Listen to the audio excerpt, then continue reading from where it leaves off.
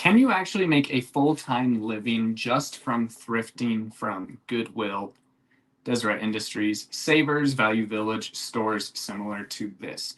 If you are watching the replay, please go ahead and put your answer in the comments. And if you are watching this live, please go ahead and let me know your opinion. Do you think that you can make a full-time living just from thrifting to resell on eBay, Amazon, Mercari? Do you think that you can make a full-time living just from sourcing at thrift stores and selling those items on these various reselling platforms? Also, let me know if you want to talk about Goodwill specifically or about all thrift stores in your area. Let me know in the comments section, whether you're here live or watching the replay, how you rate your thrift stores. Would you say that your thrift stores are pretty good, pretty bad, pretty awful? Are they absolutely terrible? Let me know in the comments how you would rate your thrift stores. I personally love thrifting. So I have been doing this now for just under 3 years. And the first year of this business, I got 95% of my items from thrift stores. The other 5%, I would occasionally go to yard sales. I didn't really like yard sales in my area that much, just because I wasn't very good at them. Not because they weren't great, but I just didn't have really the eye for it yet. And I wanted to look up everything on my phone, and it was kind of weird doing that at yard sales. Now I do that all the time, but 95% of my items came from thrift stores alone, and I cleared well over $100,000 in sales in my first year. My second year, still more than 80% of my items came from thrift stores alone.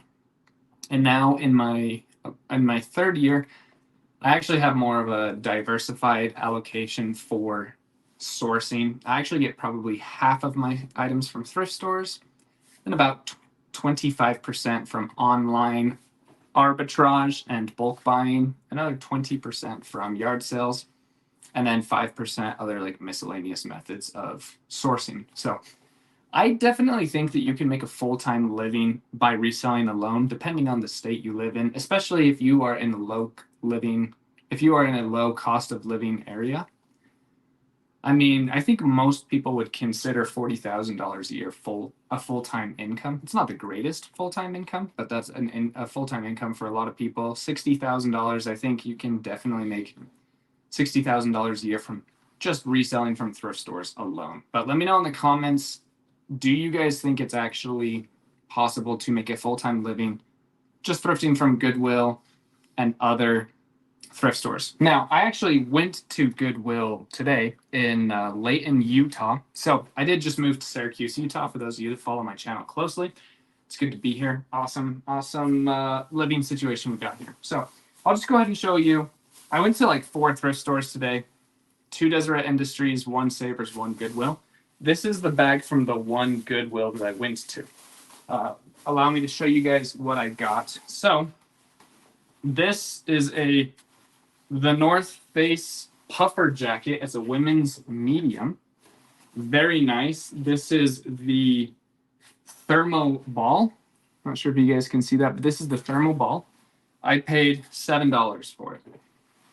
You guys can see there, $7. Nice. The North Face puffer jacket thermal ball. So obviously going to make a huge profit off of that. I also was able to pick up for $7 as well this really nice Columbia Nano puffer. It's got, nice and quilted, really good stuff. Again, $7. Then we got some really, really good stuff here. These are awesome. So we have some Adidas NHL Boston Bruins. I think this is a triple XL. Yeah, this is a 54. So I think that's 3X. This was only $5. So $5 at my Goodwill here in northern Utah. This is authentic. It's got the NHL medallion right there, Adidas, and it's got these dope custom patches on the side. So yeah, that's $5. This will probably sell for like $70, $80 plus shipping. And it gets even better. We have a green edition Boston Bruins. Yeah, really, really awesome. Nice one. Again, prime green, only $5. Also, I was able to get some Kate Spades. There's 2 Kate Spades in here for $4 for this little bag. I was also able to get this. I didn't even really know what it was, but I'm constantly looking up electronics and cords and everything. This is only $4. It sells for about $40 plus shipping. It's the QB Time, the QB Time BPECT. So yeah, you just look stuff up, and it's impossible for thrift stores to know everything, right? Like who would have thought this is worth $40? I just know to look up things in the thrift store. Also, we were able to get this calculator for $2.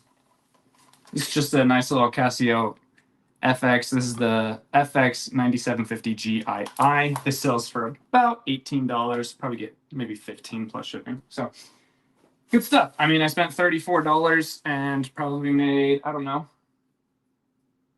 just over 300, so almost 10x, which is, you know, great. So you can definitely make a full-time living if that's the experience that you're having at Goodwill every single time you go.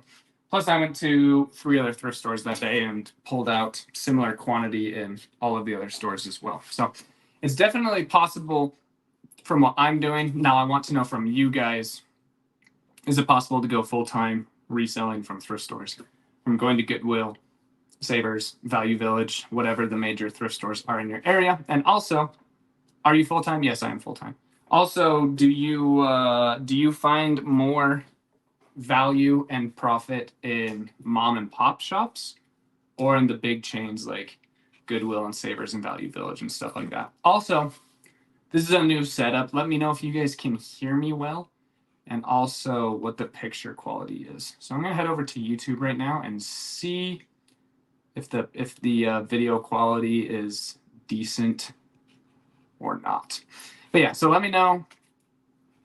Do you leave positive feedback on all of your sales? Sweet. I'll get into all of these questions here in a minute. If you guys have any questions about reselling, about eBay, about Poshmark, Mercari, any questions at all, put them in the comments and we will get to them. I love answering questions and helping you guys make more money through reselling. And yes, I do this full time. I make a full-time living, honestly, from thrift stores alone. Then when you add on yard sales, I make an additional full-time living.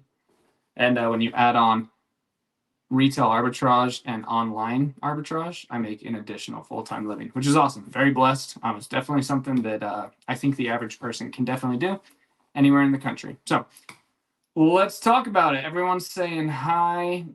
Victor's saying that he thinks you can, but it takes time for you to make that transition. Yeah. What most people fail to do is actually take the time to learn enough information to actually go full-time. Most people, they just want to go out and find everything that I found the first time they go and to keep finding it every single time. But you can't find everything that I found today without building prior knowledge, without sucking at the beginning, without just buying hundreds of items. Some of them sell extremely fast, some of them don't. Some of them don't sell at all. You have to go through the ringer to actually be successful. And that's not just in reselling, but it's in every profession and side hustle and anything worth doing. So Justin, to drop a like, catch you on the replay. Appreciate you, Daniel. Thrift stores around me in Columbus, Ohio are pretty great. Still learning what items to buy, though. Very new to this. I actually lived in Columbus, Ohio for a while. I lived in various parts of it. So yeah, I love Columbus, Ohio. Columbus, Ohio. I hate to say this, but I haven't been to a place where I feel like I can't be a full-time reseller anywhere in the country. So I've done this in Columbus, obviously in all parts of Utah. I did really well thrifting in Kentucky. I've done really well thrifting in Florida. I've done really well thrifting in California. I've done really well thrifting in Las Vegas. I've been to various parts of the country. My wife and I, we went to Seattle a little while ago. Man, just could have made a ton of money while I was there in Seattle as well. So yes, there are individual stores and even chains of stores that can suck.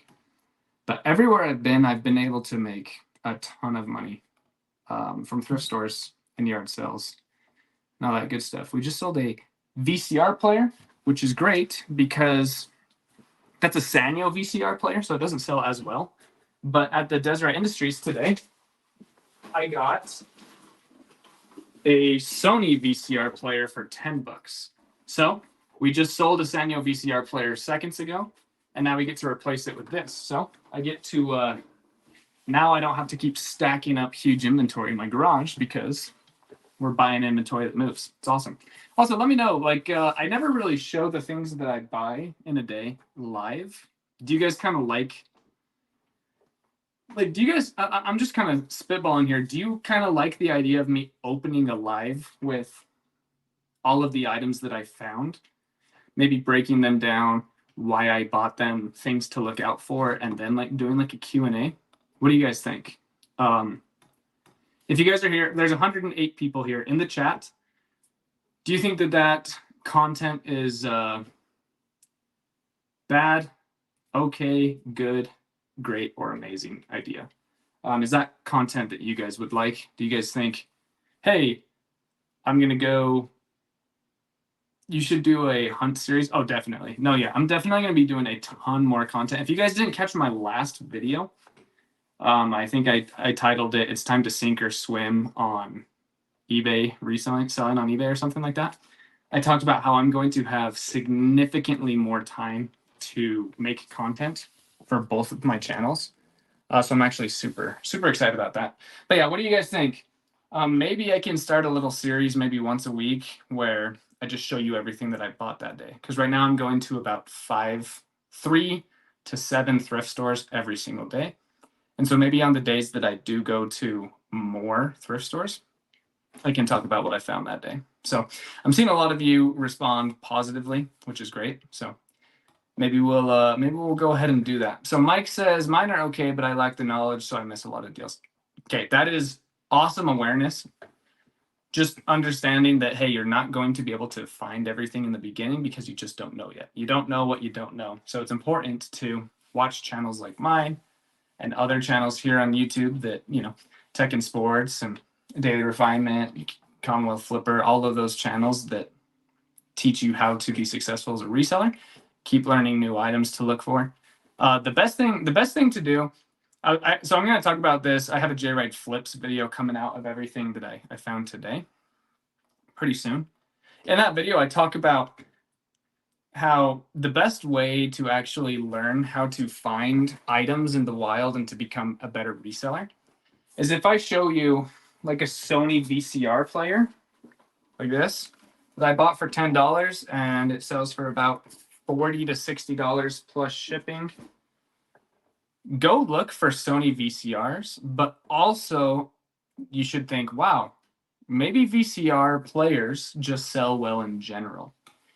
And don't just go out and buy every single VCR player you see, but every time you see a VCR player, look up the model number, and then the market will tell you if it's right, if it sells well or not. Then while you're there, be like, wow, VCR players sell well. I wonder if DVD VCR combo players sell well as well. You start looking up model numbers of things that you find. Oh my gosh, these sell really well too. Then you're like, okay, VCR players and DVD VCR combo players sell well. I wonder if DVD players sell well. You start looking up all of the DVD players in your area. Oh, most DVD players suck. So I'm not going to be selling a ton of DVD players. Do the same thing with Blu-rays. Okay, now when you see me pick up a North Face jacket, this is also very important. A North Face puffer jacket sells extremely well for good money. But a North Face t-shirt doesn't really, a used North Face t-shirt is not something worth picking up even at $2. So when I first started, I would watch other pickers and thrifters. They would buy a ton of Patagonia. And so I thought, sweet, every single time I find Patagonia, I'm just going to buy it as long as it's like under $7. So even when I found Patagonia t-shirts, I just bought them. And they sat in my store forever and ever and ever, and they never sold. And then I realized, oh, just because it's the right brand doesn't mean it will still sell. It still has to be the right product within a brand. So not all Patagonia or North Face sells, but the North Face puffer jacket sells. So I'm going on a tangent right here, but I think this is a really good one, okay? Now I'm thinking, sweet, every single time I find a puffer jacket and it's under $7, I'm just going to buy it. No. Just because it's a puffer jacket does not mean it's going to sell. It needs to be a North Face puffer jacket or a Patagonia puffer jacket or another highly sought after brand of puffer jacket. There's a lot Lands' End puffer jackets, not going to sell for much. George puffer jackets, not going to sell for that much. It has to be the right item, the right quality, the right brand, the right awareness around the brand, all of that stuff. So you have to I don't know. There's nuance in everything. So if you want to actually get good at something, what I recommend doing is watching other pickers. I recommend watching what sold videos. But when you watch my what sold videos and you see me sell a TI-84 calculator for $40, look for TI-84 calculators, but then also look up every single calculator that you find and realize that most calculators are going to suck until they do. And then one day you'll find an HP calculator that sells for $240 and you will pee your pants. It's become harder for me to find things thrifting, but then I realized I love retail arbitrage. Yeah, retail arbitrage has been really good too. There's huge pros and cons to thrifting. There's huge pros and cons to retail arbitrage. There's huge pros and cons to flea markets. There's huge pros and cons to Amazon versus eBay. Pros and cons to everything. I enjoy thrifting and retail arbitrage. Retail arbitrage has actually been really dope. I've really enjoyed it as well. Watching live from Colorado, awesome. My thrift stores are 3 out of 5 or 6 out of 10. I make huge margins on profit with yard sales, Facebook Marketplace, but over time, I'm getting better at spotting better things in the thrift. Yep. What part of Colorado are you in? I was actually just in Denver a while ago, and I went to a few Goodwills in Denver, and it was awesome. I have some people on TikTok. On TikTok, you get like you just get people that are just watching brain rot and brain rot and brain rot, and then they just like fill themselves with negativity, and then they just want to cast that out of themselves onto other people. So you get some really weird comments on TikTok, and they're almost always negative. And so this guy the other day was saying that Denver was like absolutely the worst city to thrift in America. And I was literally there like 6 weeks ago, and the thrift stores were really good. So hey, appreciate that, Sid. Thank you so much. Hello, Jake. I emailed you a while ago with a personal question. Wondering if you got it. Thanks. Yeah, my email is pretty flooded at times, but this is what these lives are for. So if you have a question, now is the best time to ask it.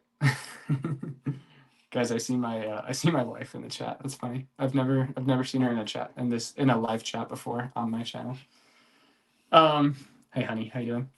So yeah, if you have any questions for me, I sometimes am able to get to them through email, sometimes through Instagram and Facebook, but this is basically what these live sessions are for, is for people to ask me questions, so I have dedicated time to actually answer them. So Cat Gardens, if you have a question that you feel comfortable asking in front of everyone to me, I'm more than happy to answer it. Is anyone living in a low-income state right now? Oh yeah, I mean, I know that you're kind of making like a joke and play to like the economy and inflation and stuff, but yeah, Alabama is a low-income, what's it called? Low cost of living state. And I think that's what you meant to say, low cost of living state, but low income as well. The average household in Utah makes like over $70,000 per year, but the average household in Alabama, I think, makes like $39,000. So yeah, that is a much lower income than it is in Utah. And Utah is a much lower income than Colorado, which is a much lower income than California and New York. So most definitely. Listing how many items a day to be full-time. It depends on your sell-through rate and the quality of your items. So there are some people that list, 80 items a day, but only sell 7. With that amount of money that you're investing into your new items and only getting 7 items worth of capital back, I wouldn't consider that full-time income. But if you are only listing 7 per day and you're selling 7 per day, that is probably enough money to generate a full-time income. So it really depends on the items that you are placing in your store and with how much profit and velocity those items move. So if you, honestly, it's just like you just work backwards and you calculate how much your bills are per month. And once you're able to cover those bills with your income, whether it's with 3 sales a day, 9 sales a day, 27 sales a day, whatever it is, that's your full time. Do you know and talk to everyone at thrift stores, including other customers? Yeah. So I'm in like, it's just really awesome. So just today, I usually get recognized in thrift stores about twice per day, which is really cool. People come up to me and they're like, "Oh, are you J-Ride Flips?" I'm like, "Yeah, what's up?" And we talk for a little bit. I met a guy named Kevin today. I met a couple ladies yesterday. It was really cool. But yeah, while I'm in the thrift stores, I'm just kind of like that. Oh man, when I'm in my like 70s and 80s, I'm probably going to be that old man that just annoys people and just talks and talks and talks and talks, because I genuinely enjoy talking to people. I make it a habit to call people by their first name if they have it on their chest. So like gas station attendants, I say, "Hey, thanks, Mallory," and people are always usually shocked because they're like, "How do you know my name?" And then they look down at their chest. But yeah, I like to talk to other customers and people that recognize me. And then I'm also always talking to managers and trying, especially now that I just barely moved here, I'm trying to build relationships with managers and people that work at these thrift stores so I can start to gauge, when do you really bring stuff out? How much of this stuff are you putting on eBay or shopgoodwill.com? At my Goodwill today, where I just showed you all the stuff that I got, they very openly told me that they put like a ton of stuff on their Shop Goodwill and eBay, because they don't have a glass case. Which is why I think I do so well at this Goodwill, because most like resellers think that you make the most money from like the glass case or the jewelry or like things that are locked away, right? And this Goodwill just straight up doesn't have that. Everything that's worth like what they think is worth good money, they just put on their website.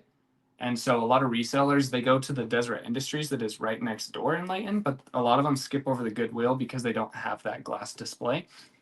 And so I was talking to the manager. I'm like, "Yeah, where's your guys' like collectibles and your glass display and stuff like that?" Like, "Oh, we just put all the good stuff online." So I'm like, "Okay, well, you definitely missed like like $150 jersey." So I don't know what you're talking about, but yeah, I'm constantly talking to people as I'm going throughout my day. Thanks for sharing any wholesale. Thanks for sharing any wholesale buying and selling. Are you asking if I'm doing that, or are you asking for tips?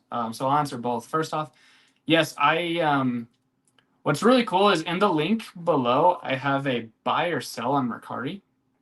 And so people click that link and then they set up their store. And if you guys ever buy anything on Mercari through my link, I get $10 on your first purchase. And then if you ever sell anything on Mercari, once you make $100 on Mercari, they send me $40. So I usually, through these links and stuff, I usually get about like $150 a month from Mercari, and they give it to me as credit. So I don't get cash or I don't get gift cards. I just get Mercari credit, and I use all of that money to buy lots of cassettes and makeup and sunglasses and things like that. So I'm buying lots off of Mercari. I also buy a ton of lots off of eBay, and I've also bought a ton of lots off of Shop Commons, Kevin the Commonwealth Picker's new website. It's shopcommons.net. I've also been selling a lot of lots on shopcommons.net. So yeah, that's what I do. I do buy a lot of wholesale buying online. And then I also use wholesaling websites to where I get like pallets of different makeup and stuff. And yeah, so yeah, it's good stuff. The thrift stores in Australia are so expensive. I'd love to go thrifting in Australia because I also see like a lot of like YouTubers and other people killing it in Australia. And then I also hear similar comments about thrift stores here in America. So I'd love to go to Australia and see what's really bumping down there, because I see a lot of people do really well, but I also see a lot of people struggle really hard. So I have a few friends on TikTok that I chat back and forth with. There's one guy, the Oz Thrifter. Unfortunately, like he stopped making content on TikTok for some reason, but he was making a ton of money, and in his videos, he was buying a ton of stuff for half a dollar or two, selling it for 40, $80. So still trying to figure out clothing resale. Feel like I have to look up every single item. Don't recognize the brands yet. Hey, keep doing that, Andy. So I still look up remote controls today. A lot of people think that I'm like this expert on remote controls. I'm not. I sell a ton of them, and I just keep looking up like Obviously, I know which ones that I should spend more time looking at and looking up. Like obviously, I just grab Logitechs and Bose and all that stuff. But I'm still to this day. I've probably sold over 7,000 remote controls individually at this point, and then another few thousand in the form of lots. And I'm still looking up remote controls every day. So I don't do a ton of clothing, but I know to look for puffer jackets and jerseys. And then I also know to look for silk shirts and Hawaiian shirts. And you know to look for Lululemon and like items like that. So just keep never stop looking up items. Okay. So just keep learning brands, keep learning items, and then just keep learning things over and over again. But then continue to be humble enough to just keep looking stuff up, keep looking stuff up. DC thrift stores so high. Yeah, I've never been to DC in my whole life. My wife and I actually have a trip planned to go there because we want to see the Capitol and all that good stuff. And I'll definitely hop into some thrift stores and stuff while I'm there. But on the East Coast, like if I want to make it to a major city, I have to drive 4 hours away on the West Coast. Like Vegas is now 6-7 hours away from me. Phoenix is like 11 hours away from me. Boise, Idaho is like 6 hours away from me. But like in DC, if you drive like 45 minutes south, you're already in like West Virginia. Like I don't know, not south, but you can drive any direction for 45 minutes and have more thrift stores than me. You know what I mean? So like maybe you just gotta drive outside of DC and things will get better for you, or maybe you just gotta keep getting down and dirty in DC and you'll start to find the items that you're looking for if you just put more time into it. Nobody can make a full-time living from thrifting, not in today's climate. Even at $40,000 a year, one would need 120,000 in sales. Not happening. So AC, I disagree with you, and there are a ton of people that do disagree with you. But you're entitled to your opinion, and obviously this is coming from a point of frustration. It sounds like from you. So I feel for you. But I have made a full-time living for the last 3 years from thrift stores alone. And it's been more than $40,000 a year. Also, if you are sourcing from thrift stores alone and selling on eBay, Poshmark, and Mercari, you don't have to settle for a 33% profit margin. A lot of times in the thrift world, if you're doing it correctly, you can have 50, 60, 65 is probably the ceiling of a profit margin. And in that case, if you were doing $120,000 in sales with a 60% profit margin, then yeah, you're making like $73,500 a year. So, and to make 40,000, you wouldn't even have to do 75,000 in sales. So you can definitely do that. I have done that. I can give you, I mean, so many examples of people that do that and continue to do that. YouTubers, people that reach out to me over DMs on Instagram and Facebook.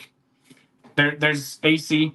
I would really take a moment to reflect and think about what it is that you want to do. And if you don't like resellers, or if you truly don't think that you can make that money from reselling, maybe it's something that you should move away from. Or you can take this time to reflect and really break it down and really commit to this and see if you can actually make a full-time living from thrift stores, because I think you can.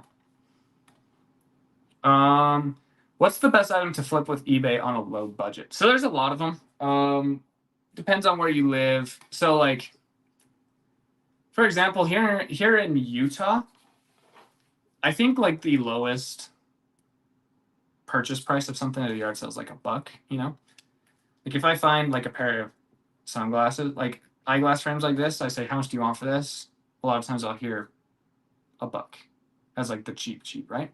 But then like if I went garage selling in Kentucky and it was awesome. I'm like, hey, how much do you want for these glasses? And they're like, 10 cents. 10 cents? Or a quarter? A quarter? What? You know? So like it just depends on where you are and what your items actually cost and things like that. But you can go to the Goodwill bins and get cassette tapes for 6 cents. You can get CDs for like 12 cents, things like that. Those are very low cost. And then if you just hunt through and find the best ones, then you'll be able to sell them on eBay. But Tyler, from my store specifically, Eyeglasses and sunglasses are one that is low cost and easy to ship. Remote controls, cameras, computer mouses, ton of different things. I would focus on things that are less than 12 ounces and that are low cost, because it sounds, Tyler, like that sounds like a pretty like, hey, like I'm thinking about doing this question. So if you're thinking about doing reselling, I would start with items that weigh less than 12 ounces and that you can find for under $2. Your thrift stores are still stuck in the 90s, easy money. Are you full time? Like your income depends on selling online? No, so I'm just my wife and I have made some really good decisions, and we're very blessed to just be hard workers and savers and stuff like that. So if I like couldn't go thrifting, we still have a full-time income from content creation. If I lost my content creation, we'd still have a full-time income from our investments. And if we lost all that, we'd still have a full-time income from affiliate links.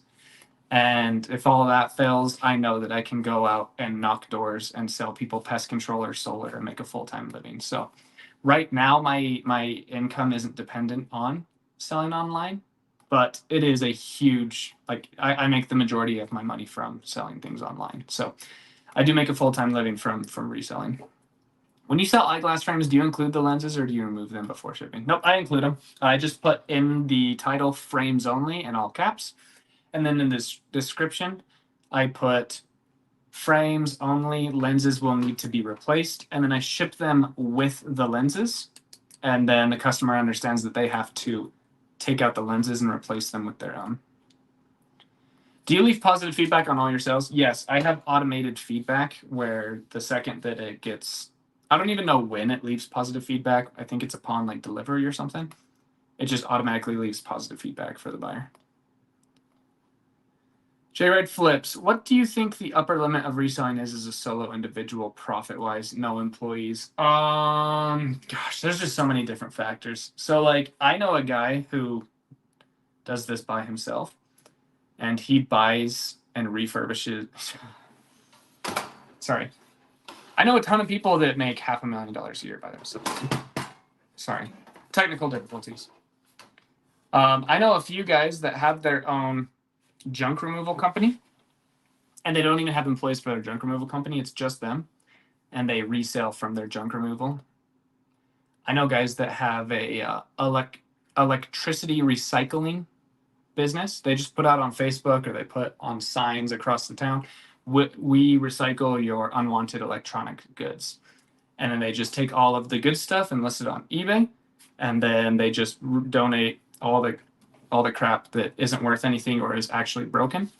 I know one guy that does that out in Los Angeles, and man, I also know a guy that buys broken MacBooks and refurbishes them and does like $7 million a year in sales. He now finally has employees, but I'm pretty sure he did like 2.5 million by himself at like a 40% margin. So, but if we're talking just from thrift stores and yard sales and stuff, I think that working like 60 hours a week, a one-man band can make like 150,000, but that's probably like the upper echelons without employees.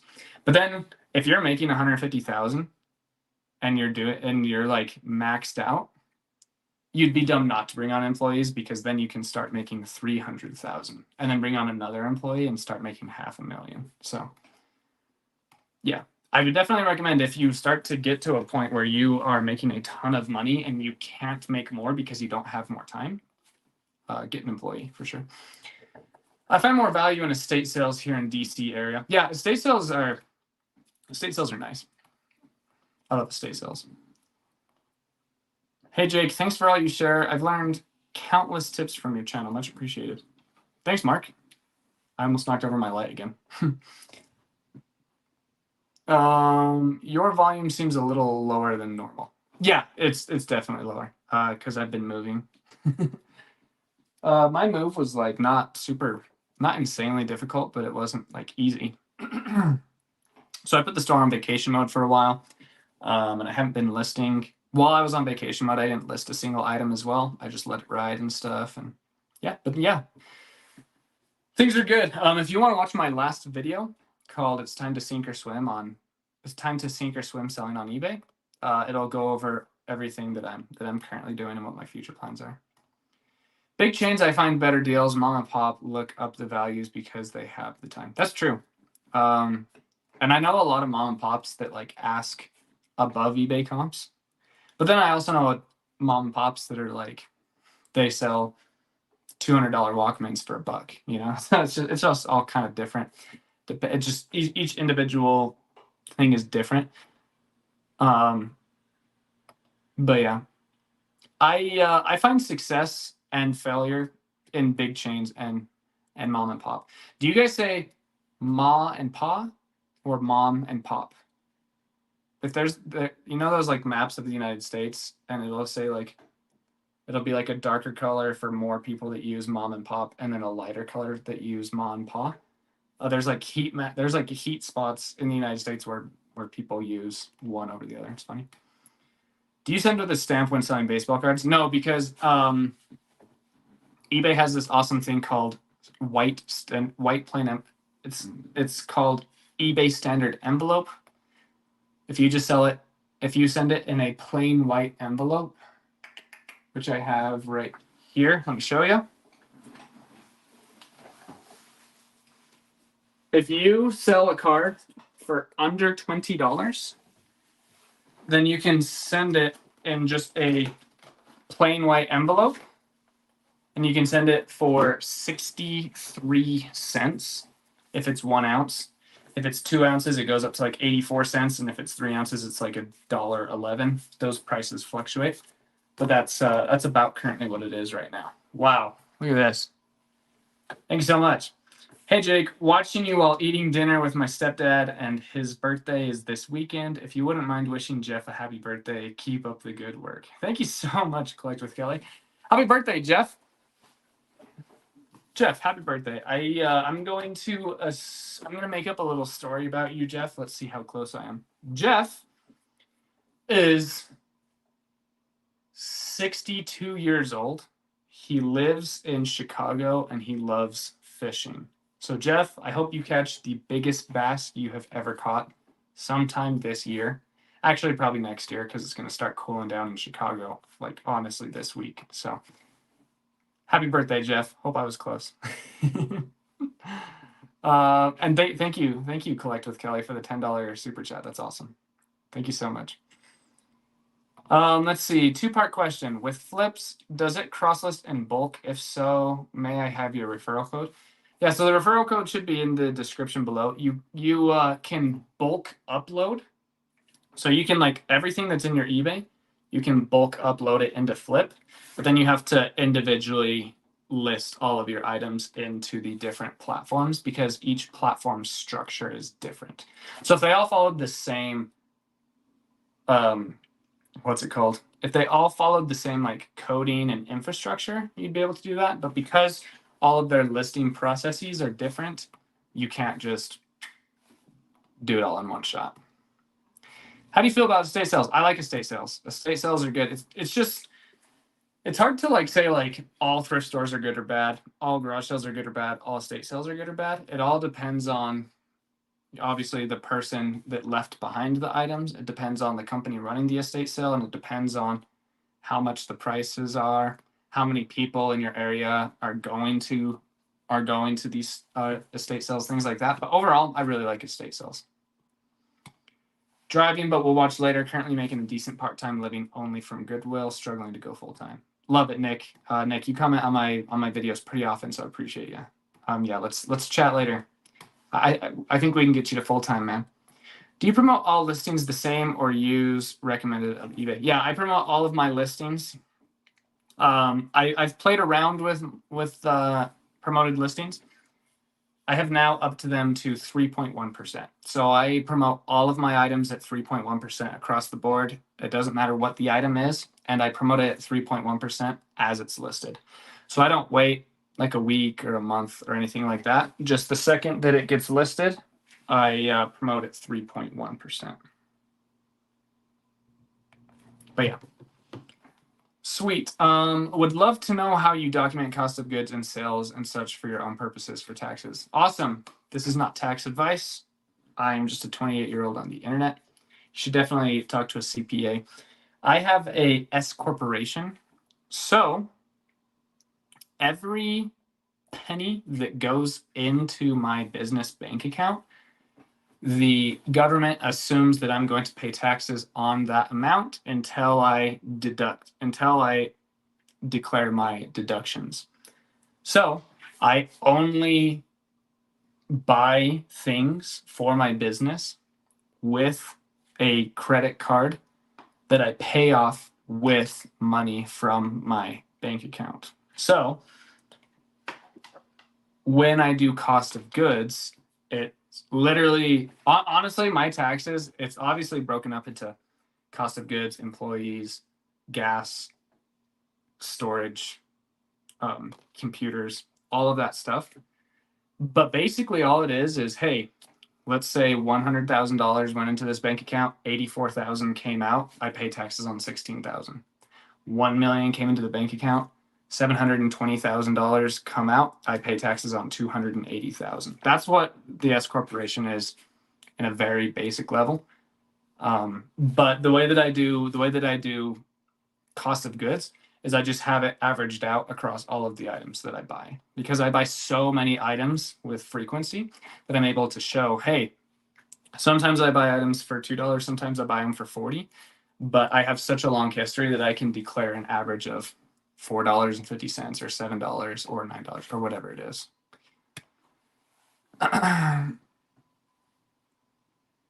Let's see. We got another person who doesn't think you can make a full-time living. So once all the YouTubers got online, started about 10 years ago, Goodwill began selling their own and raising their prices. No one agreed back then, but now they see.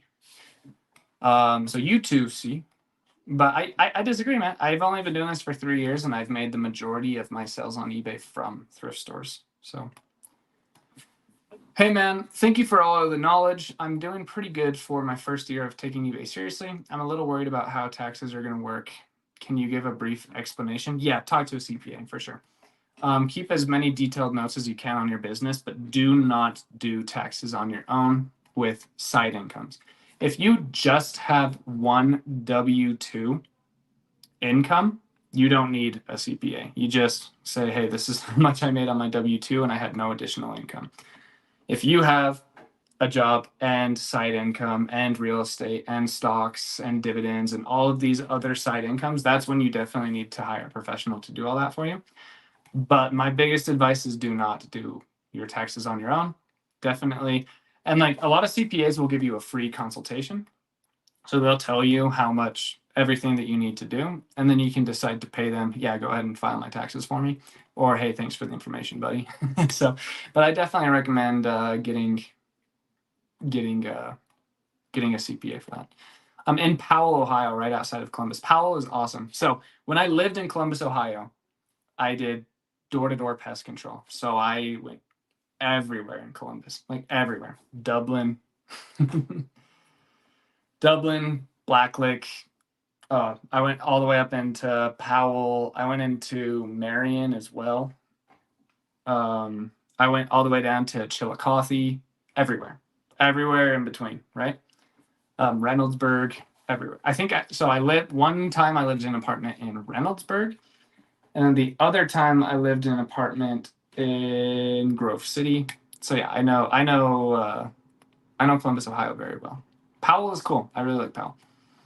Hi, I heard you mentioned to someone else a few streams ago about doing wholesale. I would be interested in buying bulk inventory from you. I sent you an email, Instagram message. Oh, yeah. So I'm actually just doing all of my bulk selling on shopcommons.net. It's actually been a really great platform for me. The fees are low and it supports my friend Kevin, the Commonwealth Picker.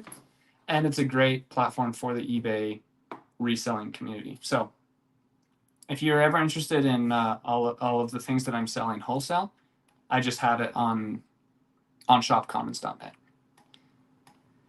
Any lighting you recommend for pics? You want just natural light from a window. And then honestly, so here's the deal. You want to be continuously improving and making the best business possible, right?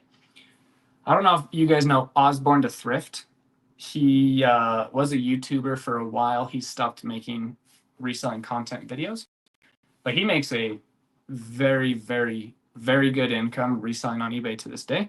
And his photos aren't that great. He doesn't use like a lot of lighting, and he just takes a picture usually like on his nightstand. So you don't need extremely good lighting for your photos. I definitely recommend having the best photos possible, but when it comes to photos, the lighting, you need a staple of natural light from a window. And then I have these newer lights. These are expensive. I don't even recommend doing these. But if you just type into Facebook Marketplace or to eBay influencer ring light, you know, those rings, just one of those is great. You can also just use desk lamps. I have 2 of these newer lights, and I just have them both face down onto the item that I'm listing. Just starting out in Southwest Florida, when would you suggest a newbie invest in things like thermal printer, scale, automation for listing? It really depends on your personality as a business owner and a consumer. The only reason why I have a Rollo is because I got it for free. But I did buy, so I have the wireless Rollo. I don't recommend that because it's just like ultra expensive for no reason. It's nice, it's really nice. But I actually bought the wired Rollo. I think I got it off of eBay for like 120 bucks used, and I used that. But still to this day, I get all of my boxes out of dumpsters and stuff. So you don't have to invest a ton of money into this business.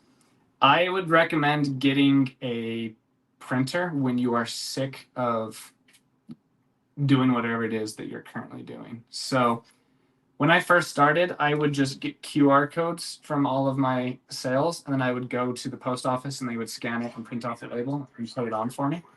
And then once I started selling like 5 or 6 a day, I'm like, okay, it's not worth sitting in line. I'm going to buy a $120 printer. So that's what I did. But yeah, I would say once you're actually selling a decent amount of items every single day, obviously there's exceptions. Sometimes you have way worse sales, sometimes you have way better sales. But if you're consistently churning in sales every single day, that's a good time to start investing in things like that. Okay, yeah, it looks like a lot of you think it's a good idea for me to do that live that I talked about earlier, so I'll do that. Anyone buy a tabletop O ring light for photos? Oh, I actually just talked about that. Yeah, so that's also one that I had earlier. I got a small one for like $15 off of eBay, and I used that for photos as well. Sweet, I like it. Hit that like button, chat. It helps a lot. Hey, appreciate that, Maverick. Thank you. Uh-oh, here we go, Ronald. Ronald McDonald, are you going to behave yourself? We'll see. Is FBA better, or should you go to the merchant way? So I do Amazon. I do FBA and FBM. I do FBM on almost everything, and I only do FBA if I can find more than 40 of one product. Sometimes if I find like 25 of one product, I'll do FBA. But it's not often that you actually find those deals, right? So most things I just do FBM, which is essentially like reselling on eBay or Poshmark or Mercari. But if you find a ton of the same item, then you can do FBA. But if you're only finding like 3 or even 7 of the same product, I would just do FBM or sell on eBay and Poshmark and Mercari. I think you showing what you buy could really help us new sellers. Okay, awesome.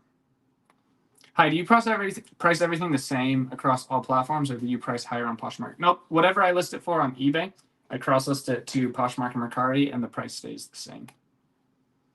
Should I pass shipping discount to buyer or pocket it to cover my eBay branded boxes and supplies? I pocket it, and most people do. So you don't have to pass on your discount. When you pass on your discount, you actually lose money because eBay. Sorry. Sometimes I just do weird things when things are by me. eBay charges you fees on the shipping. So if you sell something for $100 plus shipping, and it costs $15 to ship, if you sell it for $100, you give eBay 13% in fees on that $100. And then you pay $15 for shipping, and you give them 13% of that $15 in shipping. And the customer pays sales tax in most states of about 7%. So they'll pay an additional $7 for sales tax, and you pay a fee on that sales tax as well. So instead of paying 13% on $100, you pay 13% on 100 plus 15 plus 7. So you're paying fees on $122. If you pass on the buyer discount, then you lose money on shipping because you paid full price and you paid fees on that full price and you paid fees on taxes. So you have to actually go over a decent amount on shipping just to break even because you're paying fees on the shipping and the sales tax. So remember that moving forward, Ed. All of my great flips found in the wild. I've never found the same item twice. To me, a $10 item that's big has to be tested, etc., and flips for 40, not worth buying. You've never found the same item twice? AC, you've said a few wild things in here. I think that's the most wild. You have never found 2 of the exact same remote controls, or you've never found 2 of the exact same CDs, or you've never found 2 of the you've never found 2. I don't know what state you're in, but you've never found 2 Florida Gator T-shirts before. You've never found 2 of them. I think that's just a little ridiculous, my friend. The Sober Reseller, how's it going? Hey, thanks for chatting with me and saying hi and Cat the Nurse Flippers live the other day. Appreciate you. Within the next year, perhaps no seller will be able to make a living via Goodwill. Wow, basket noodle. I disagree with you, and I think you don't have to agree with me, and I don't have to sit here and try to convince you, but I do think you would greatly benefit from looking at this from a much more positive perspective, and it could very well change your life. Okay, I know that this comes from a place of probably anger and frustration within you, but if you can reframe how you look at things, I think you may just change your life for the better.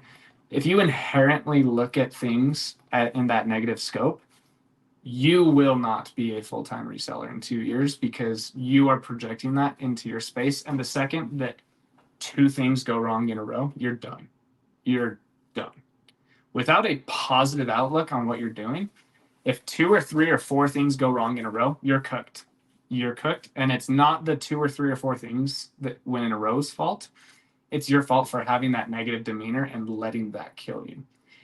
As business owners, we are constantly going through and solving problems every single day and usually every single hour of our business. And if you have a negative attitude while doing that, you won't win. You will lose, and you will lose very quickly. So, Basket, I'm gonna read why you think that. And I really hope, if you're still here, I really hope that you look at what you're doing in general with your relationships, with your community, with your politics, with everything in a much more positive light. And I believe that you will have a much better life. But if you continue to do this, you will be right. But unfortunately, it will be your fault. It won't be Goodwill's fault. The CEO of Goodwill has clearly stated the company's intentions. Goodwill brand is well known offline, but not known online, and they are investing heavily in changing that. Yeah, but Facebook changed their name to Meta because they were going to go completely AI, and their stock went from $500 to $90, and the metaverse went nowhere. Then, once Mark Zuckerberg says, hey, sorry guys, maybe we're going to continue to increase our AI and our metaverse investments, but for right now, we're going to go back to our roots of communicating and connecting others to family, friends, and content that they'll enjoy. Stock went right back up and people started enjoying Facebook again. So I do believe that Goodwill will continue to sell more and more and more online, but they will continue to sell brick and mortar location until they go out of business, for sure. Let's see here. How do you test your electronics, especially if you're not familiar with them? I become familiar with them through YouTube, and I test them. So with VCR players, I plug them into a wall and into a TV, and I put a VHS in it, and I play it. On electronics, I turn them on, and I just test them to the best of my abilities. And all of that information here is on YouTube. So if you find a record player and you want to test it and you don't know how to test it, plug it into a wall and put a record on it and then try to play it. If you don't know how to do that, just watch YouTube videos. Shed flips, some of their biggest videos on YouTube is him showing people how to test items. Like I think I actually found Lonnie through researching how to test a Sony Handycam, because I think one of his most viewed videos is how to test a Sony Handycam. So yeah, anything that you want to do in this life, there's a YouTube video for it. So just keep looking up YouTube videos. Yard sales in Florida have been super plentiful. Yeah, Florida, I don't know. Some people say that you can't make a full-time living in Florida reselling, and usually that's just people on TikTok, because there's so many, like, some influencers are moving to Florida to be more successful. A lot of resellers have moved to Florida to be successful, and a lot of content creators for reselling specifically live in Florida. It's awesome. I'm in North Alabama. Huntsville has a great selection of thrift stores, including a Goodwill bins. Do you price the same on? Yeah, I price the same on all three platforms. Yeah, I don't know. I hear people also complain about Alabama, but then I hear people like Bama Bikers who's killing it in Alabama. So I think it's a lot more to do with perspective. Can you tell me how we can source used items similar to products you sell on eBay for our online websites? Yeah, that's my whole channel.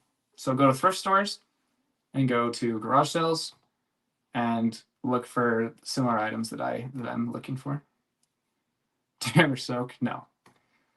Nope, that is a Utah inside joke, and I do not participate in that. Never have.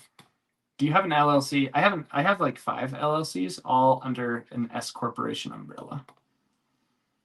I picked up a Sharp and Panasonic VCR players today. Nice. Sharp probably won't do as well, but if you looked up the specific model number for that Shark, then you're definitely going to be in a good spot. If you bought it just because it's a VCR player, you may end up eventually redonating that or selling it for considerably less than you thought you would.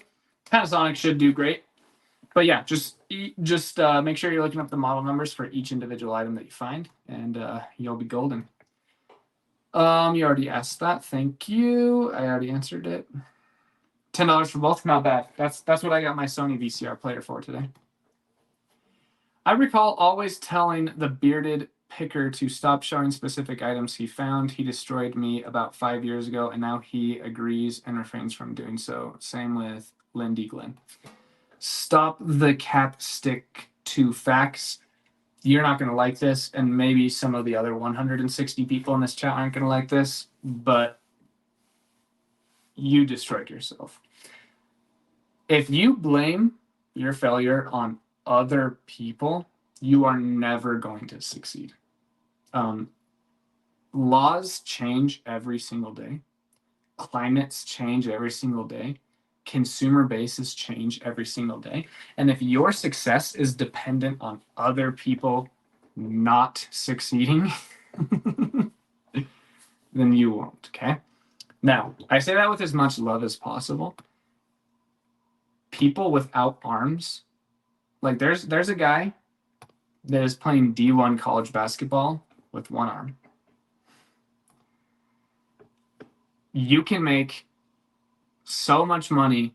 The first huge business deal that I did, I knew that if I presented myself in person as the young 16-year-old that I was, these adult businessmen would laugh in my face. So I did everything strictly over email. And then when it finally came to sitting across from them at a desk to make a multi-$100,000 deal, they were shocked that they were talking to a 16-year-old.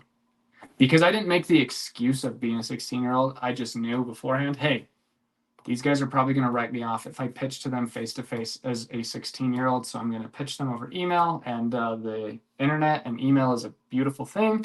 And yeah, if you make excuses for yourself, you will fail. And if you only...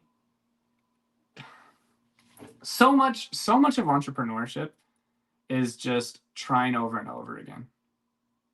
If you just continue to just put in work, I don't know. You guys will never see me fail. I can say that. Goodwill's charter as a nonprofit is Goodwill's charter as a not-for-profit is to train people for the workforce. 80% of every dollar they take in goes to that work. They're altering how they filter product across the charter. Yeah. The most major thrift stores have that intention of making money to supply people with skills and knowledge to be able to advance their careers. I bought Barco ClickShare C10 for $30 and sold it for $850. Wow. Don't tell Jake Day, right?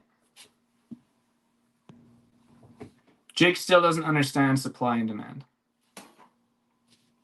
Could you graciously? I know you will. I know you'll type it in anyway.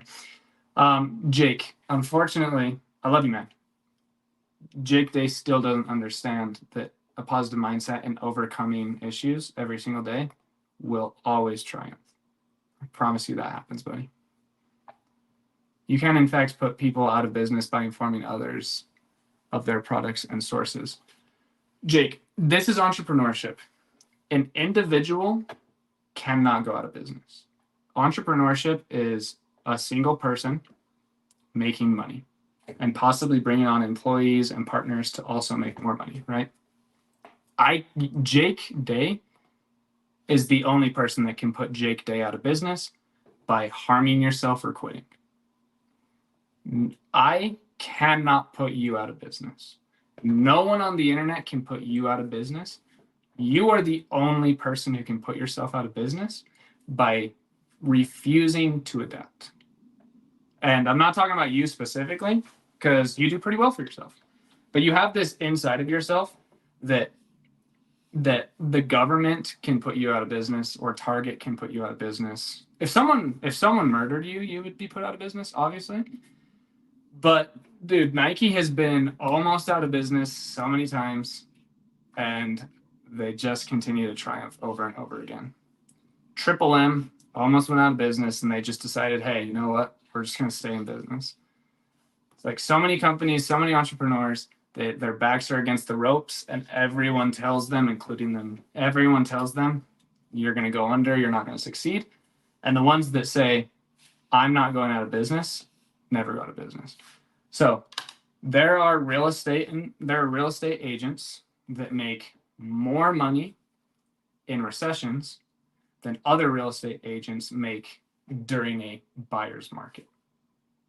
When supply is ultra low in real estate, somehow there are real estate agents that make more money when there is low supply than other real estate agents who make less money when there is more demand than supply. So Jake, and everyone else listening, you are the only person that can put yourself out of business. Jake, if you own a wine distillery in Utah, and then Utah says, hey, you can't sell alcohol anymore. Okay, you can only sell alcohol up to 1.2%. And if it's at 1.2%, no one's going to buy your wine. You don't have to stay in Utah, and you don't have to continue to keep selling wine. You can do whatever you want as long as you don't break the law and harm other people. So I just don't think that I don't think that you're understanding what I'm trying to tell you, man. And it's okay. It's okay to know that supply and demand is a real thing, but it's much more important to know that I will always win because I love myself and I believe in myself, and I believe that I can acquire the skills necessary to keep pushing. And if you 173 people can learn how to do that, you will never go out of business. Okay, the only thing that will put you out of business is someone literally taking your life, or you saying, I give up, I can't do this. Have you ever purchased a pallet of merchandise to resell? Yes, I don't recommend it, especially to beginners. What I definitely recommend doing is buying things piece by piece, learning over time what things actually sell. A lot of times you buy things thinking that it's going to sell for a certain amount of money, or it's going to sell with a certain velocity, and then you realize that it doesn't. And if you buy 800 of those items at the same time and then learn that it doesn't have the same velocity that you thought it would, now you're in trouble. But if you only bought one of those items, then you're good to go. As you're buying items piece by piece, one by one, you're going to learn what items you can buy in bulk later on when you have that knowledge. But too many people go to a thrift store and buy 3 things that sell really well. And they're like, oh, if I just bought a pallet with 1,500 things, I would make much, much, much more money, right? Now, if you go out, so they think, okay, sweet, I'm just going to buy 1,500 items. But when you buy something that comes in a package of 1,500, it's not the same quality as those 3 items that you bought piece by piece. Because you can go to a thrift store and you can find a Cotopaxi jacket, a Stanley water bottle, and a Bose remote control. But you're not going to be able to find 1,500 of those on one pallet. So I definitely recommend buying everything piece by piece, and then you're going to be able to buy a lot. You're going to be able to increase your business that way. But I definitely don't recommend for beginners to buy pallets. But some people start out doing pallets and they learn very quickly and they're very successful at it. So like my recommendation isn't always all encompassing, but I definitely believe that you should start buying things piece by piece. But there are outliers that the first pallet they buy, they hit a home run and they just continue to milk from there.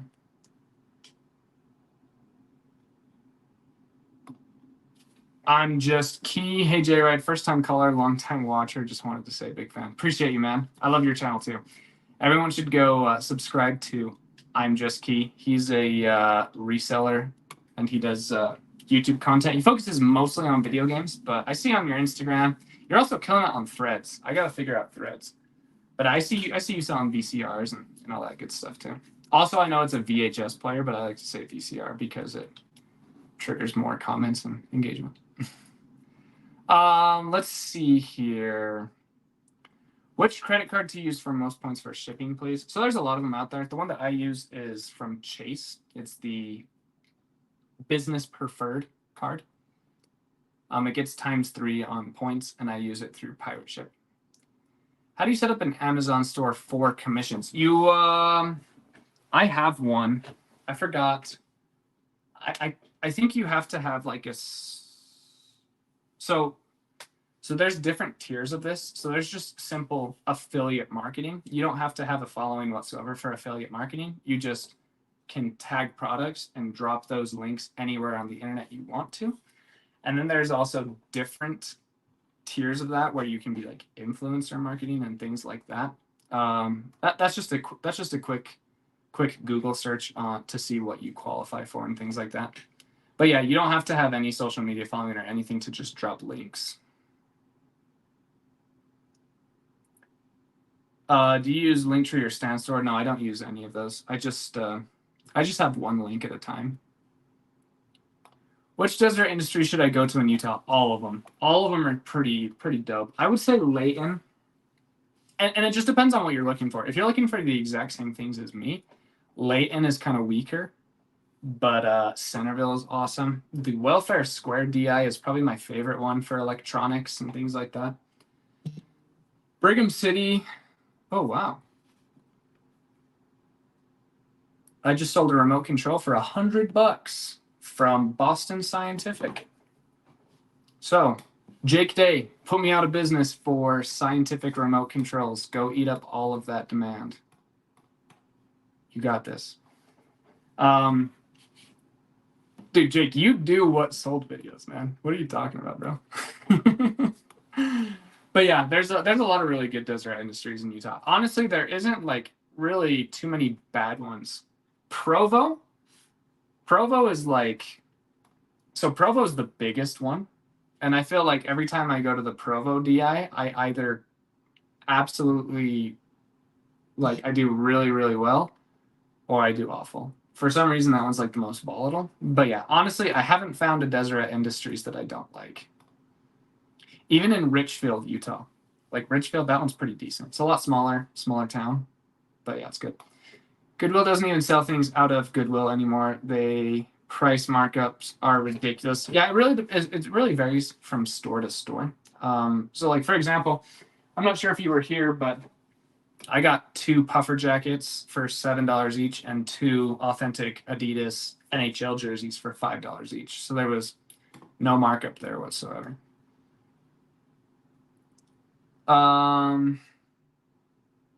The CEO stated they are not in the business of providing sellers a living any more than Walmart is. They're in the business of training workers for workforce as a nonprofit. Yeah, no, they've never been like that. Nothing has changed there. They've never been like for resellers. They just are a marketplace, and whoever wants to come spend money can spend money. So just like Walmart, just like RC Willey, just like IKEA, Home Depot, Big O Tire, Apple, Amazon, they want to spend the least amount of money possible on goods and sell them for the most amount of money possible for those goods. So Goodwill isn't trying to sell to low income people. Goodwill isn't trying to sell to resellers. Goodwill isn't trying to sell to any demographic of people. I mean, the demographic of people that they would like to sell to are billionaires who don't care about their money. They would love if billionaires would come through and buy their $5 wallet for $36 million. Like that's what everyone would love, right? But yeah, Goodwill's demographic is the person willing to spend the most amount of money for each individual product that they have.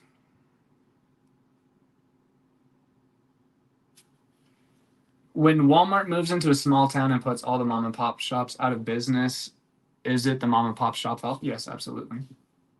Yeah.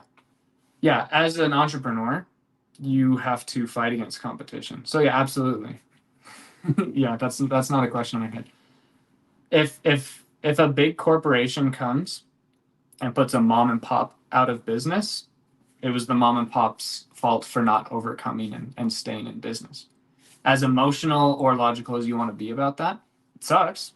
But like that is the cost of doing business and deciding to be an entrepreneur. So yeah, it is not like anyone's fault but the mom and pop. If yeah, it's definitely the mom and pop's fault for signing up and deciding to do business and then losing to their competition. I found 2 Hall of Famers signed hockey sticks for $5 each from Savers a couple months ago, and they were sitting there for days. One was Dominic Hasek, arguably the best goalie ever. That's awesome. Dude, that's dope. That is rad. Find something like that in a thrift store is really cool. And it still happens all the time. Like I know a lot of people have negative sentiment towards like thrift stores because their prices are going up considerably. And yeah, you can argue that like they're going up with inflation, and a lot of thrift stores are tracking along inflation. But some thrift stores are just ridiculous and they do outscale inflation considerably. But all across the United States, there are people finding really cool hockey sticks and pieces of George Washington's military tent and that statue from Rome. Yeah, thrift stores are awesome. I love them. Your tip on selling remotes really helped me. Would have never thought to do it and have done well so far. Appreciate that. Yeah, remotes are awesome. Remotes by themselves changed my life. Like remote controls, who would have thought, man? Best way to promote a new YouTube reselling channel? Boom! By talking about it on J Ride Flips lives and doing that on Cat the Nurse Flippers live and doing it on Daily Refinements live and Tech and Sports live. And who else does lives regularly? Like actually like say like, hey guys, what's up? Like I'm not saying to give me a super chat right now, but that is the best way to do it. Like go on to Tech and go on to Tech and Sports live or anyone's live and just give a super chat, so that way you go on the screen all nice and green or yellow or whatever, and then ask an actual question that can help other people, give value, and then they'll come to your channel. That's called manufacturing attention. And then the more important best way to grow your channel is to make content that people actually want to watch and make it engaging. Oh, Shane, that was not not what I was trying to do, man. Appreciate you, man. Gotta support the big homie. Everyone go subscribe to Soda City Flips. Soda City Flips is my good friend Shane. He's a really awesome guy. I really like him. And he makes good content too. I really like his stuff. But yeah, if you're trying to build a following on YouTube, the best way to do that is to slay one video. Okay. So I manufactured a lot of my attention. I joined the Reselling Nirvana group with tech and sports and data refinement. And I tried to create value within that group and the Facebook and stuff. And then I told people, hey, I have a YouTube, please subscribe to me.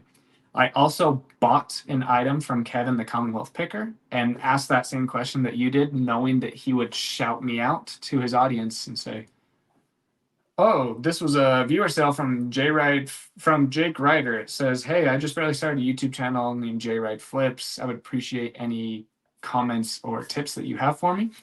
Well, that gave me a huge boost. And then I would go into lives like this and try to give value, like Shane does and like you can do. So definitely do that. What's this guy's eBay store called? J Ride Flips, all lowercase. I'm J Ride Flips everywhere on all social media. Is eBay on its way out, or is it just me? Sales are down 74.1% over the last 30 days, and I haven't sold thing one since August 10th. I haven't changed. Any thoughts? Okay, so I know this isn't what you meant, but I want to focus on that last thing you said of I haven't changed. So it sucks to be making 74% more and then to lose that income.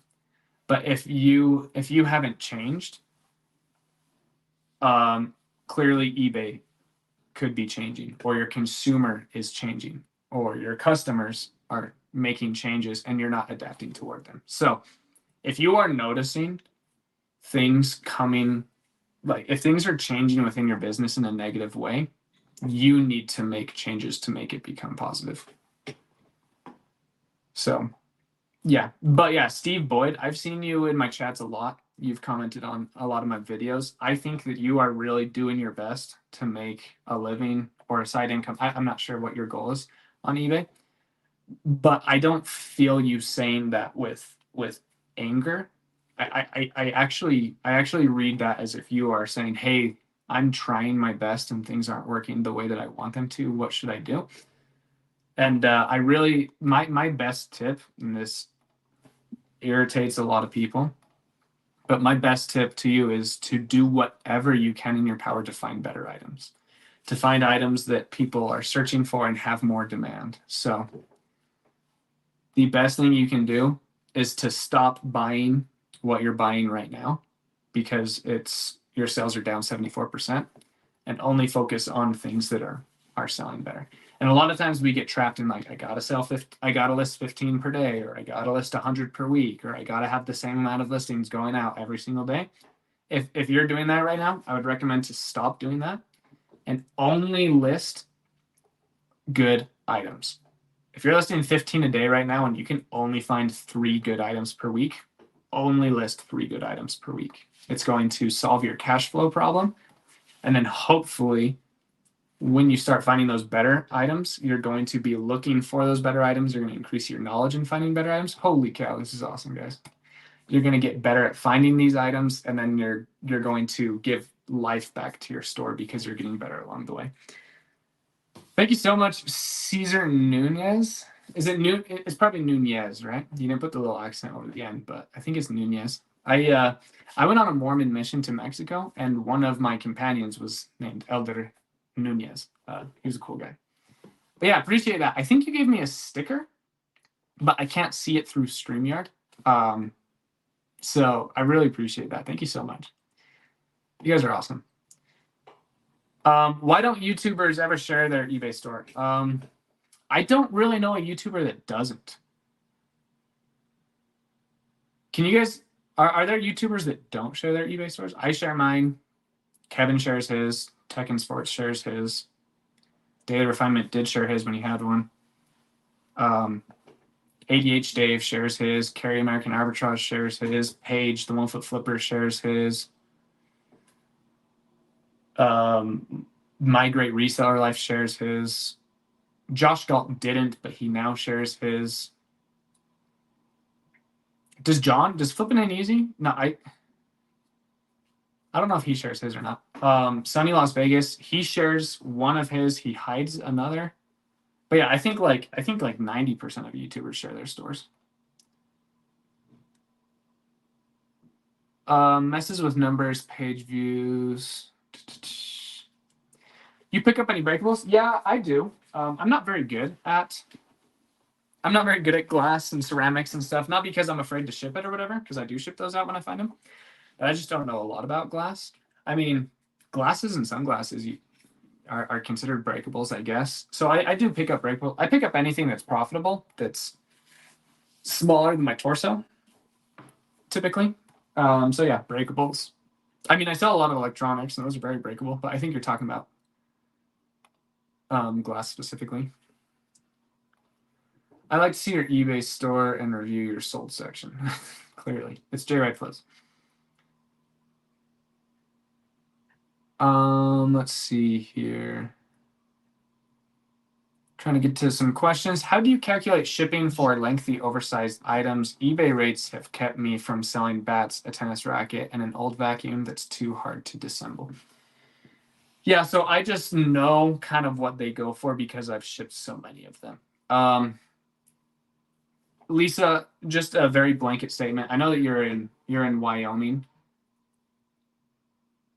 So what I would recommend you doing is for baseball bats, you can do $12.95 shipping flat. And for golf club drivers, I would do $14.95 shipping flat. That's what I would do for your location in Wyoming. And then you can play around with those numbers a little bit if you'd like to. Will Goodwill bins, savers, and multiple Goodwills be enough sourcing for a full-time living? I aim to find 18 high sell-through rate items per day, 5 days a week. I think you can do that. I think if you do, it really depends on a few things. I talk about all the time how your success as an eBay reseller isn't super dependent on your area. But if you are going to Goodwill bins, savers, and other thrift stores, some areas in the country, the thrift stores are just significantly worse. But if you have a decent area where you're going to thrift stores and you're doing that all day long, I think you can definitely. Hey guys, there's my wife. I think you can definitely find 18 fast sell-through rate items per day, 5 days a week. If you're going, I don't know. I at the Goodwill bins, I have great success at the Goodwill bins, and every time I travel and go to a new city, I hit up their Goodwill bins, and I haven't found one that I don't like yet. So Phoenix is great. Las Vegas is great. Salt Lake City is great. And then when I travel to East Coast locations, everywhere I go, I like to go to the Goodwill bins. If you like to consume content, I would definitely look into A Rural Squirrel. Her YouTube channel is, I wouldn't say dedicated to traveling across the world to go to Goodwill bins, but Goodwill bins she does a lot of that on her channel. Perhaps a video on wholesale on pallets from distributors. Thank you. Yeah, I can do that. I just don't do a lot of it. So I want to know more about it so I can give accurate information before I do so. Were you on vacation mode during your move, or were you able to be up and running over the weekend? I'm going on vacation for 2 weeks and thinking about putting my store on vacation mode.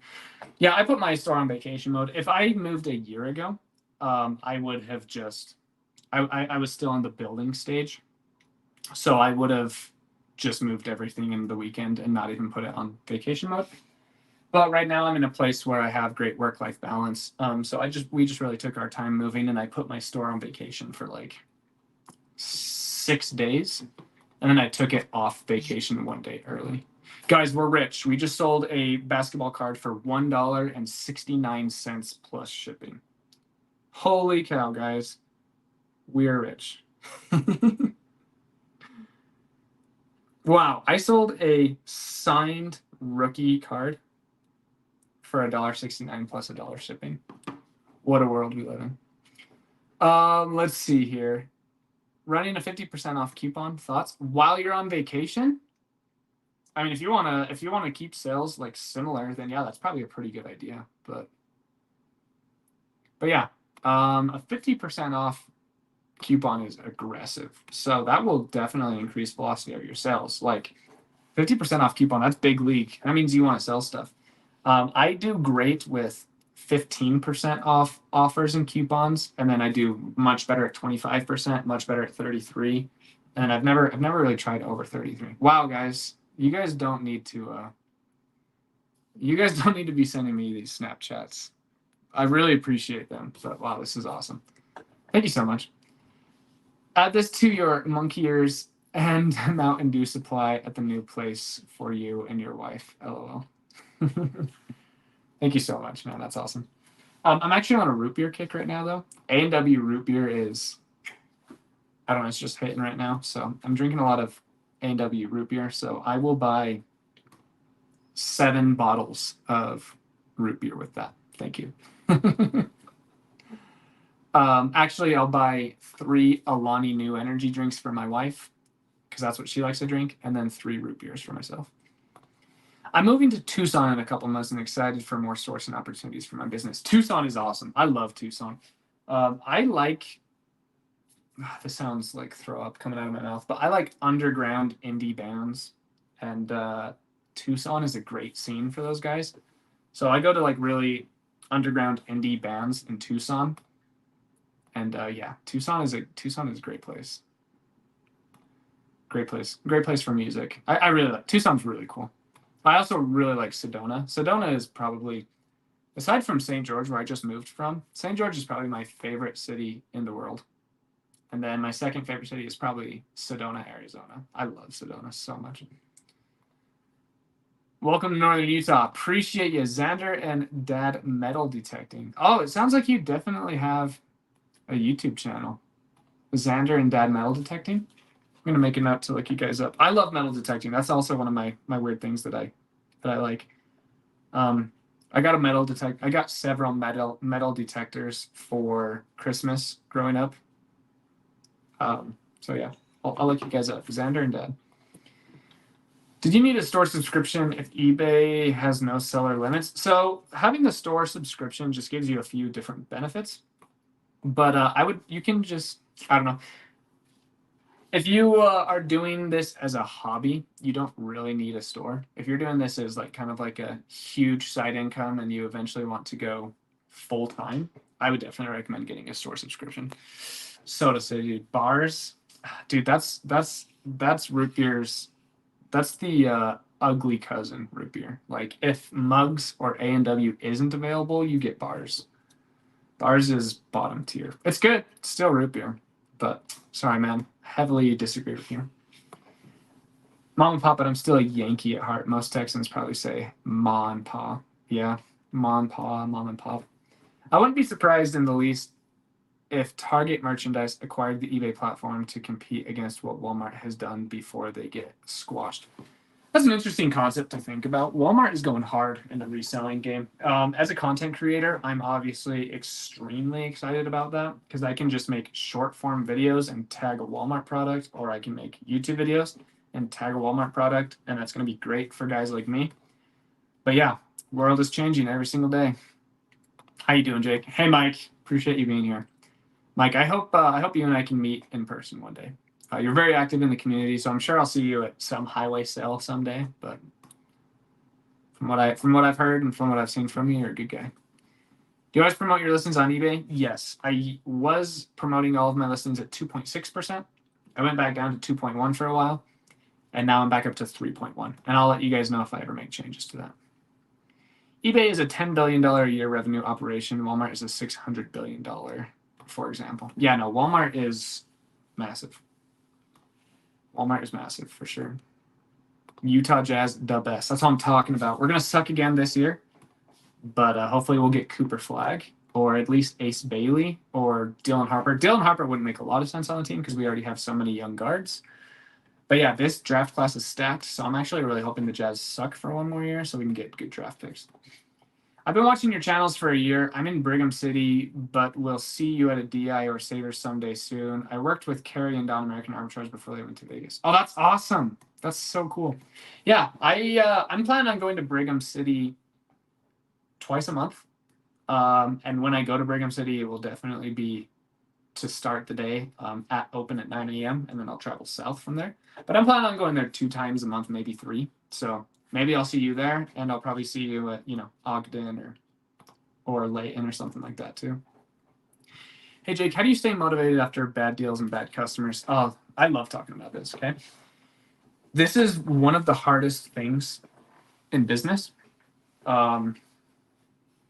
There's so many challenges in business, right? The hardest is believing in yourself and just overcoming challenges and beating your competition and your outside influences. But another one is also dealing with the internal emotions that come from the exterior, right? You sell something for $400 and you're super excited about it. You just receive all of the emotions that come with a $400 sale. 6 days later, you get that return on that $400 item and it crushes you. It crushes you, man. It really does. That is a valid feeling, and it's okay to feel diminished by that because it sucks. The best thing that you can do for this question that you're asking, how do you stay motivated after bad deals and bad customers, is to remove emotion as much as you can from business. And I know that sounds super weird, but it really is. And the more emotion that you can remove from business, the more successful you're going to be. And I'm not talking about being heartless and taking advantage of people. That's not the emotion that I'm talking about whatsoever. What I'm talking about is your ability to deal with your environment and everything that comes at you. So if you get a $400 sale or a $4 sale, I was joking about like being super emotional and happy about that $1.69 card. That was a joke. 40 minutes before that sale, I got a $100 sale followed by a $1.69 sale. And I feel the same about both of them because I don't see a $100 sale and a $2 sale. I see two $40 sales because that's my average.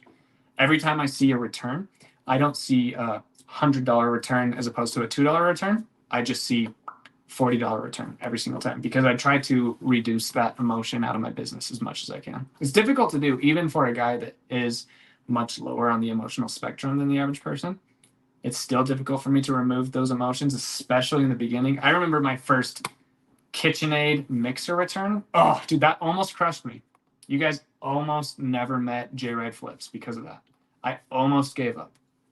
Luckily, I made a few more sales that day to cover that balance, but man, they're hard.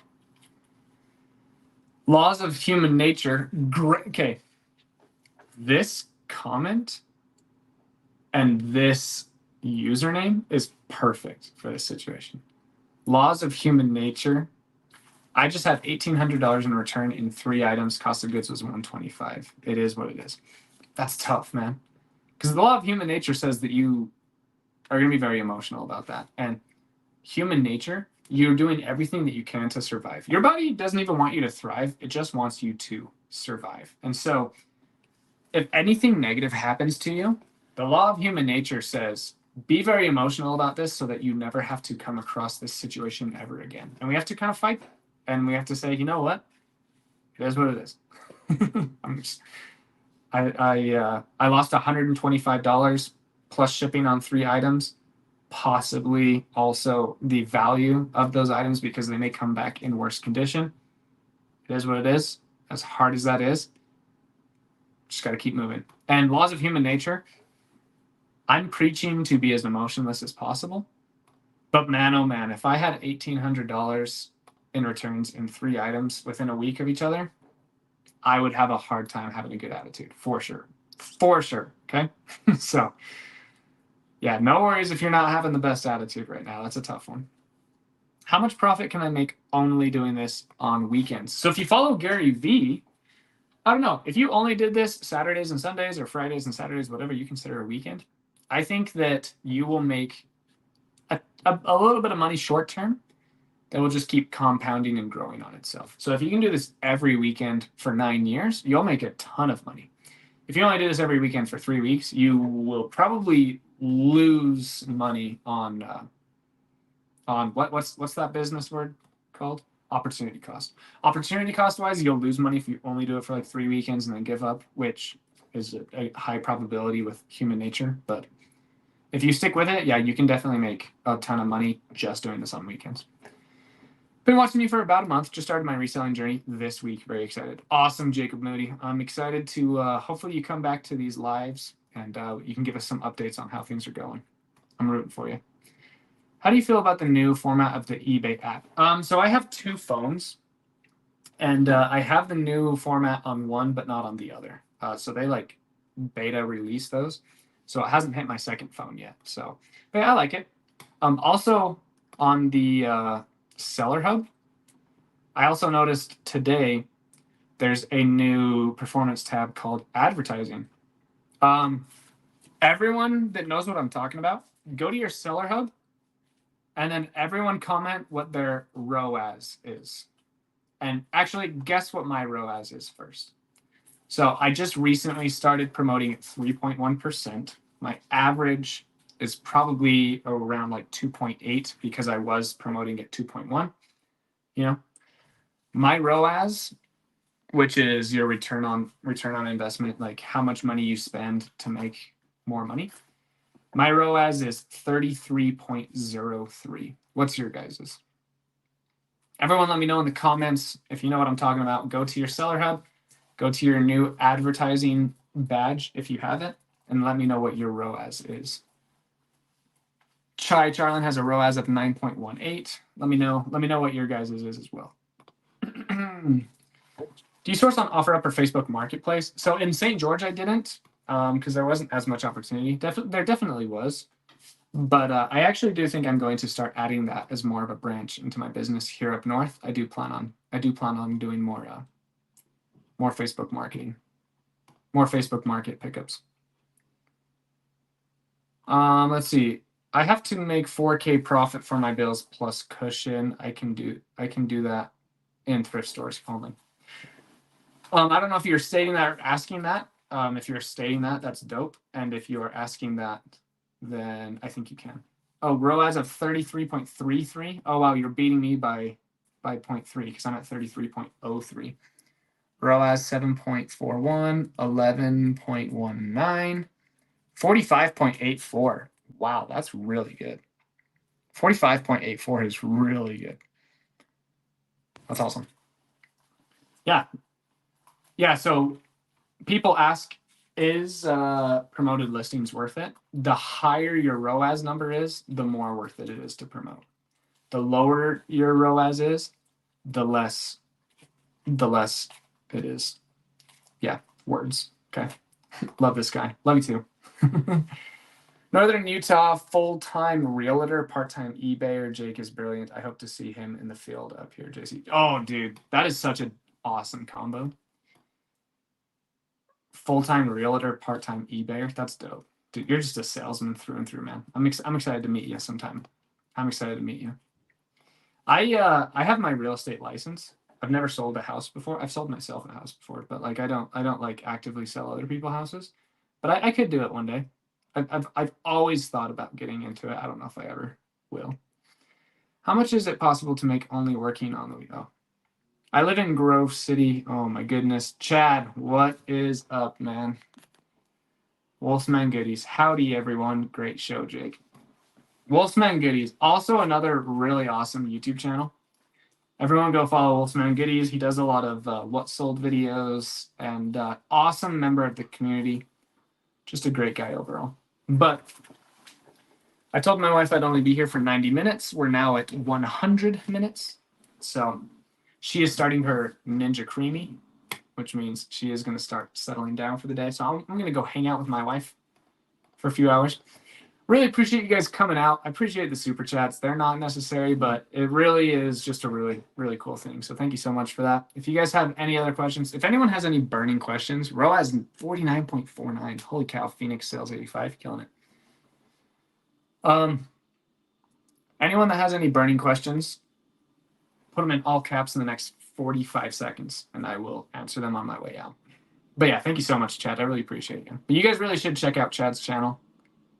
Christian Crow, another awesome subscriber to the channel. Really appreciate you.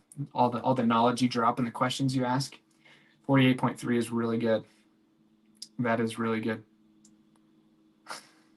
40.75. Wow, you guys have some strong numbers for sure. All right. how do you figure out ROAS? It's just it's in your my seller hub. So go to your seller hub, and it might only be, they might have only rolled it out to like 10% or 50%. It's a new feature. I just saw it today for the first time. But if you go into your seller hub, you should see a new advertising dashboard, and it'll say ROAS. ROAS is your return on ad spend. So for every dollar you spend, how much money do you make back? So mine is 33.03.